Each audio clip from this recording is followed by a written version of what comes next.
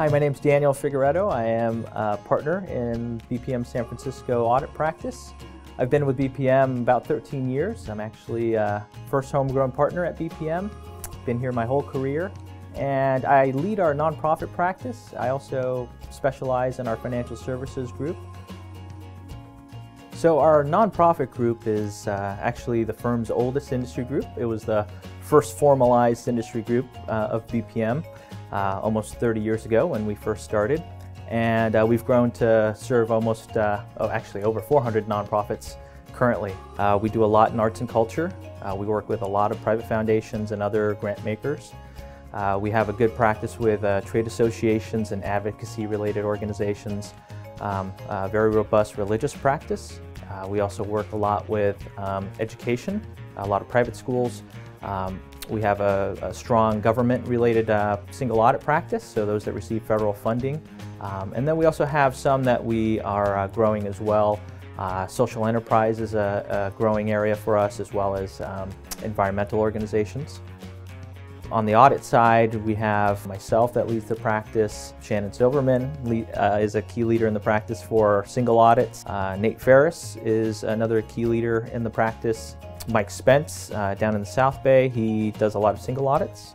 You've got Janice Gaskin in Walnut Creek. She does a lot of single audit as well. And then you've got Scott Taylor out of San Francisco and Palo Alto. He does a lot of the federally funded clients as well. You've got Jim Petray. He does a lot of private schools and also religious organizations. It's Michael Schaefer heads up the nonprofit tax group. Elena Serbrikova. They together serve the majority of our nonprofit tax clients, as well as Carolyn Amster and Tammy McInerney, our other partners, and Bob Houston as well. Our ideal client, it really depends on the type of service.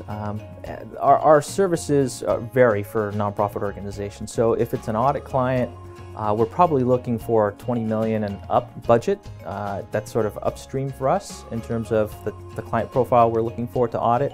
If it's a tax-only opportunity, we can do tax returns for smaller nonprofit organizations pretty efficiently.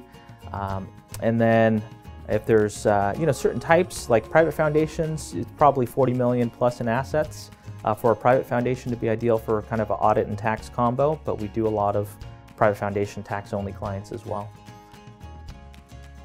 We have a very well-established brand out there because of our long-standing education series, conferences that we've put on, so people know about BPM, but we probably win about probably a third to half of our wins are from internal referrals. So we actually like when we get internal referrals from partners, managers, staff, because our likelihood of success is a lot more.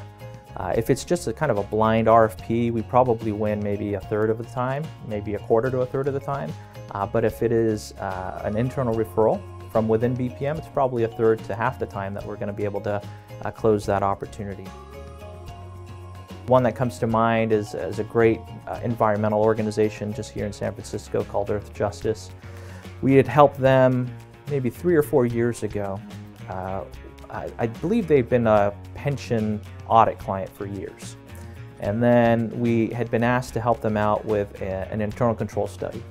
And so our team went out and did a consultation around their internal control processes and procedures, provided them a report, some recommendations, and they loved the work that we did. We continued to do a great job for them on the pension audit, and a few years later they issued an RFP, and we were, of course, included in there. We're competing probably with a dozen other firms, national, well-known regional firms, and they ended up picking us because of the relationship that we had, as well as just some ideas that we brought to the table and kind of stood apart from the rest of the pack. It starts out simple, and like most of our relationships, they take time. So you're going to need a number of touches with the potential opportunity. It's usually not, you get an RFP right after a lunch meeting or coffee meeting. So invite them to the education series. We put on an education series, 8 to 10 different seminars a year. We host a number of other free educational events, like conferences occasionally. Then just the sort of questions around what sort of challenges are they experiencing? Is there some sort of turnover or something that's causing them to ask questions about their accounting?